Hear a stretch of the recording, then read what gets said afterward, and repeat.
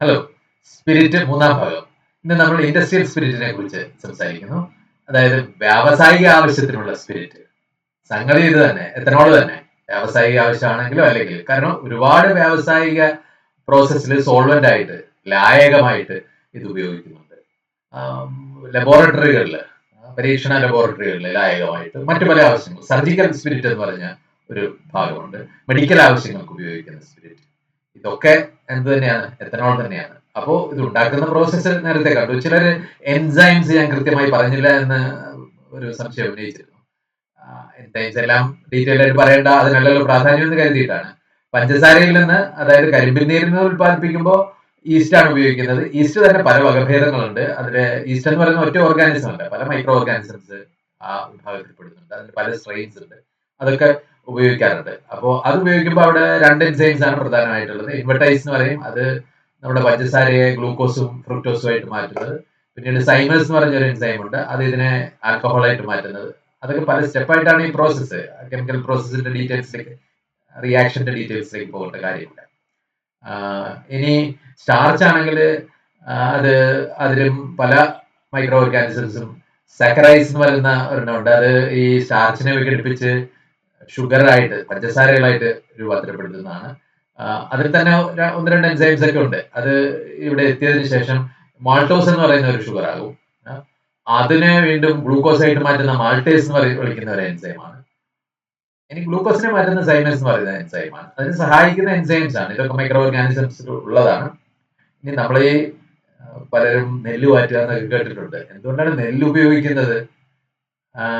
കാരണം എന്താ വെച്ചാല് ഇത് നമ്മൾ അരിയാക്കി കഴിയുമ്പോൾ ഇതിന്റെ മൈക്രോ ഓർഗാനിസംസ് ഒക്കെ പോകും. ഇതിന്റെ പുറത്തോടൊക്കെ മൈക്രോ ഓർഗാനിസംസ് ഉണ്ടാവും. അതിന്റെ എൻസൈംസ് ആണ് ഇതിന് സഹായിക്കുന്നത്. അതുകൊണ്ടാണ് നെല്ല് മാറ്റുന്നത്. അത് അത്ര എഫിഷ്യന്റ് ആയിട്ട് പ്രോസസ്സ്. ഏത് അർത്ഥത്തില് അതിലെ സ്റ്റാർച്ചിനെ മുഴുവൻ മാറ്റി ആൽക്കഹോളാക്കി മാറ്റാൻ കഴിയുന്നില്ല എന്ന അർത്ഥത്തില്. നമുക്കൊരു വ്യവസായം ചെയ്യുന്നുണ്ടെങ്കിൽ അത് പോരല്ലോ. അതിലുള്ള സ്റ്റാർച്ച് മുഴുവൻ കൺവേർട്ട് ചെയ്തെടുക്കണമല്ലോ. അപ്പോഴത് അരച്ചിട്ടൊക്കെ ചെയ്യുന്നതിനെ കുറിച്ച് നേരത്തെ പറഞ്ഞു.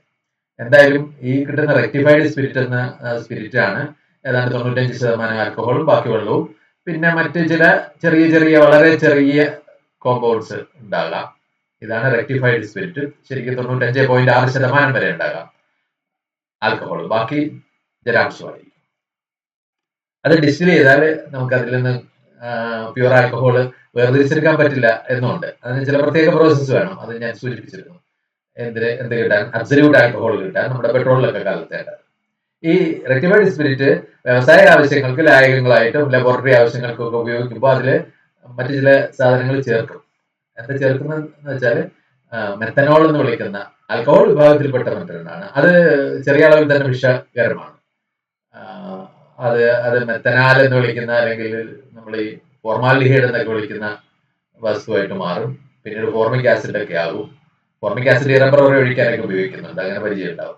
ഈ ഫോർമാൽഡിഹൈഡ് ഒക്കെ വളരെ വിഷകരമാണ്. അപ്പോൾ അത് എന്ത് ചെയ്യും? നമ്മുടെ കണ്ണിന്റെ റെറ്റിനെ ബാധിക്കാം, കണ്ണിന്റെ കാഴ്ച, മറ്റ് പല സിസ്റ്റത്തെ ബാധിച്ച് മരണത്തിന് വരെ ഇടയാകാം. അതിന്റെ അളവനുസരിച്ചിട്ട്. അപ്പൊ അത് വിഷയമാണ്. അതോടൊപ്പം തന്നെ ചിലപ്പോൾ പിറിഡീൻ എന്ന് പറയുന്ന ഒരു വസ്തുണ്ട്. അതും വിഷകരമാണ്. അത് പ്രത്യേകിച്ച് ഈ റീപ്രൊഡക്റ്റീവ് സിസ്റ്റത്തെയൊക്കെ ബാധിക്കുന്ന ഒരു സാധനമാണ് പിറിഡീൻ. അത് ഉപയോഗിക്കാറുണ്ട്. ഇതിനെ ഡീനേച്ചർ ചെയ്യുക എന്നാണ് പറയുന്നത്. ഇതാണ് വ്യവസായ ആവശ്യത്തിന് ഉപയോഗിക്കുന്നത്. ഇത് കൂടാതെ ഇതിനൊരു നിറം കൊടുക്കാനും അതിന്റെ ഒരു സ്മെല്ലൊക്കെ മാറ്റാനും വേണ്ടിയിട്ട് പലപ്പോഴും വുഡ് ഡിസ്റ്റിലേറ്റ് എന്ന് പറയും, വുഡ് ടാർ എന്നൊക്കെ പറയും. തടിയിൽ നിന്ന് ഡിസ്റ്റിൽ ചെയ്യുമ്പോൾ, തടി ഡിസ്റ്റിൽ ചെയ്ത് പല കോമ്പൗണ്ട്സും ഒക്കെ ഉണ്ടാക്കാറുണ്ട്.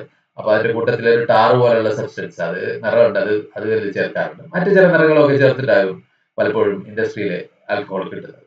സർജിക്കൽ ആൽക്കഹോൾ ആണെങ്കിൽ, അതായത് നമ്മുടെ മുറിവുകൾ ഡിസിൻഫെക്റ്റന്റ് ആയിട്ടും മുറിവ് കഴുകാനും ഒക്കെ ഉപയോഗിക്കുന്നതാണെങ്കിൽ അതില് ഈ പറഞ്ഞ ഈ നിറമണമൊന്നും മാറ്റുന്ന നിറമുള്ള വസ്തുക്കളൊന്നും ചേർക്കില്ല.